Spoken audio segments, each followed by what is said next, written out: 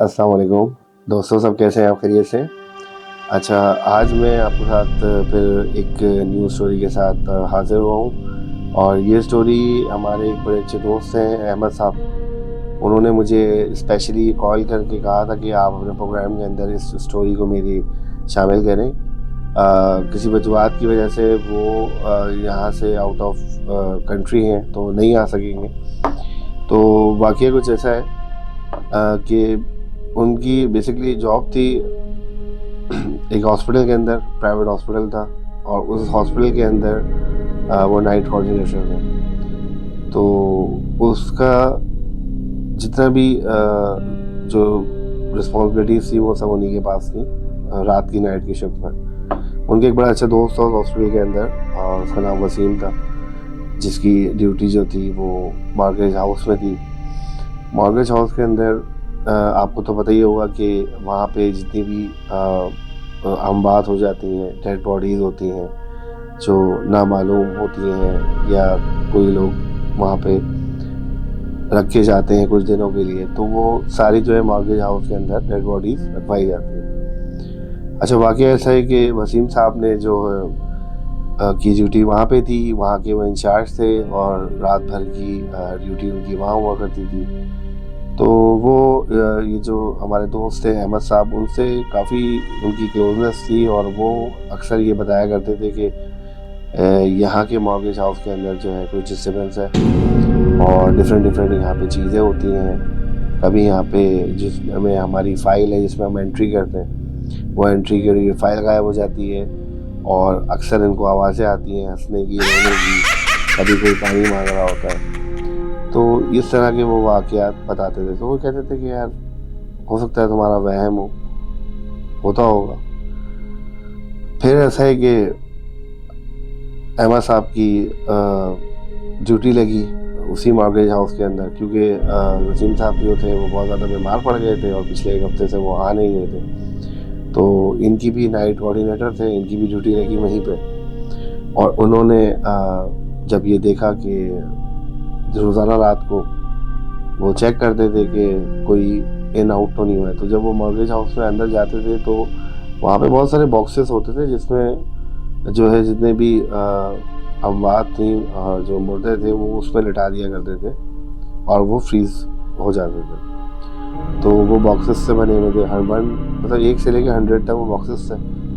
तो उनको वो चेक करते थे, वहाँ पे स्ट्रेचर्स थे और डिम लाइट्स थी, क्योंकि बाज़ दफ़ा जो है कुछ ऐसी भी डेड बॉडीज़ आती थी जिसका पोस्टमार्टम होता था, तो वहाँ पे वहीं पे उस जगह पे साउथ में करते थे। तो उन्होंने बताया कि वाक़या ऐसा है कि मैं वहाँ पे एक दफ़ा बैठा हुआ था ड्यूटी पे, तो मुझे अंदर से किसी के जो है ना रोने की आवाज़ आई। तो मैं अंदर गया हूँ तो मैंने सारे बॉक्सेस खोल के देखे, तो उसमें से 22 नंबर वाला जो बॉक्स था उसमें एक सी बच्ची की छोटी डेड बॉडी थी और जब मैंने खोला तो वो रो रही थी और वो पानी मांग रही थी। तो मैं बहुत डर गया वहाँ से और वहाँ से डर के मैं वहाँ से भागा और जब मैं भागा तो मैं एडमिनिस्ट्रेशन की तरफ भागा कि ये शायद बच्ची जो है वो अलाइव हो गई है। तो वहाँ से मैं एडमिनिस्ट्रेशन के लोगों को लेकर आया, उनको मैंने दिखाया कि भाई ऐसा ऐसा वाक़या हुआ है। तो उसने कहा कि This video sponsored by Koru Consultant. If you are interested in immigration or student visa, visit visa, business immigration, all you need to do is just contact the numbers mentioned in the description and apply on the assessment form. वहाँ पे जब मैं गया तो सब कुछ normal था, सब कुछ सही था और वो जो केबिन था जो मैं खोल के गया था वो भी बंद हुआ था। तो वाक़या ऐसा है कि जब वहाँ हम लोग पहुँचे, हमने देखा तो वहाँ सब ठीक था। तो उन्होंने बोला कि यार ये तुम्हें कोई वहम हुआ है या तुमने कोई ऐसी नींद की दवाई ली हुई है जो तुम्हें ये वहम आ रहा है, ऐसा नहीं हो सकता। वो लोग चले गए। फिर वो अपनी जॉब पे वापस रिस्टोर हो गया। फिर नेक्स्ट डे जो है दोबारा यही वाक़या रात को वो आया, उसने चेक किया, सारे लॉक्स चेक किए, सारे उसने बग्स चेक किए, सब सही थे।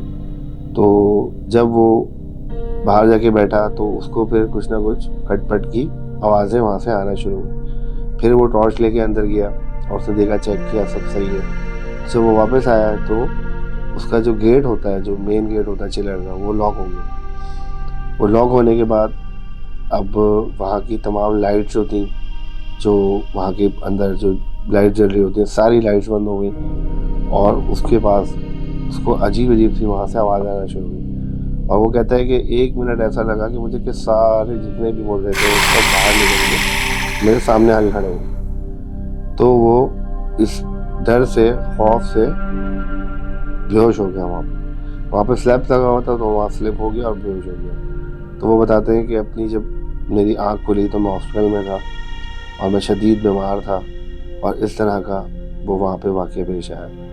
तो ये पहले भी इस तरह से जो है ना वहाँ पे वाक़या उस हॉस्पिटल के मॉर्गेज हाउस में ये वाक़यात पहले भी हुए थे और अब लोगों को ये सब बताने का मकसद ये होता है कि इस तरह की जो बुरी चीज़ें, जिन्नात और जादू वगैरह जो लोग करते हैं, वो जिन्नात जो हैं वो इस तरह की चीज़ों में गुलूल भी कर जाते हैं। तो वो बेसिकली पोजेस्ड जगह थी, आज भी वो पोजेस्ड है और वहाँ पे आज भी इसी तरह के वाक़यात वक्तन फ़वक्तन होते रहते हैं। तो ये स्टोरी थी हमारे अहमद भाई की, जो मैंने आपके साथ शेयर की है और आप हमारे चैनल को सब्सक्राइब भी कीजिएगा और लाइक ज़रूर कीजिएगा। Thank you.